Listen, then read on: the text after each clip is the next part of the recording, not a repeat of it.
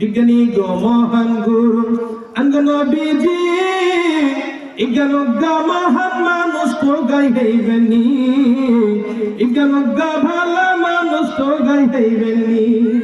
বুঝেনি কথা? নোয়াখালীর ভাষায় বলে, যেহেতু আজকে আমাদের প্রধান অতিথি নোয়াখালী থেকে আসে, তার সৌজন্যে তো একটা তাদের ভাষায় একটা গজল বলা দরকার আছে কি নেই? বলেন আছে কি নেই? আগের কালের মানুষের যদি অসুখ হইতো, নবীর কাছে গেলে ভালো হয়ে যাইত।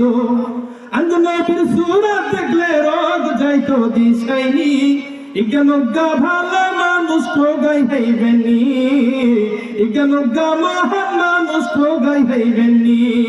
দক হাওয়ায় কলেরা আইয়ে ঘরে ঘরে, হোলা মাইয়া জুয়ান বুড়া বেগিন কালমা করে।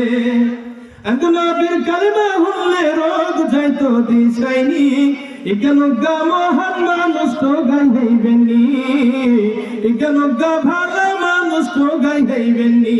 পাইবেননি? এরকম একজন মহান মানুষ খুঁজলে পাইবেন? ভালো মানুষ আর পাইবেন?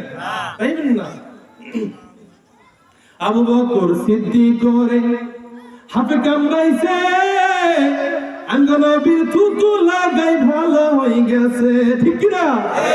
আবু বকর সিদ্দিক করে হাতে কামড়াইছে, নবীর থুতু লাগাই ভালো হয়ে গেছে। ইন্দলা কি যেতে হেতে, ইন্দলা কি যেতে হেতে করতে পারবো নি, ইজ্ঞানজ্ঞা ভালো মানুষ তো গাই হইবেনি, ইজ্ঞানজ্ঞা মহান মানুষ তো গাই হইবেনি। বিজ্ঞানীরা মাথা খাটাই রকেট বানাই চন্দ্র দেশে যায়, নবী রকেট সারাই মিরাজ শরীফ যায়। সুবহানাল্লাহ। মিরাজে গেছেন কি রকেট নিয়ে? সেই সময় রকেট ছিল, কলকবজা ছিল। বিজ্ঞানীরা মাথা খাটাই রকেট বানাই চন্দ্র দেশে যায়, নবী রকেট সারাই সবে মিরাজ যায়। রকেট মকেট কল কবজা এই শৌকিয়াত আসলি, ইজ্ঞানজ্ঞা ভালো মানুষ তো গাই হইবেনি, ইজ্ঞানজ্ঞা মহান মানুষ তো গাই হইবেনি। আল্লাহু আকবার।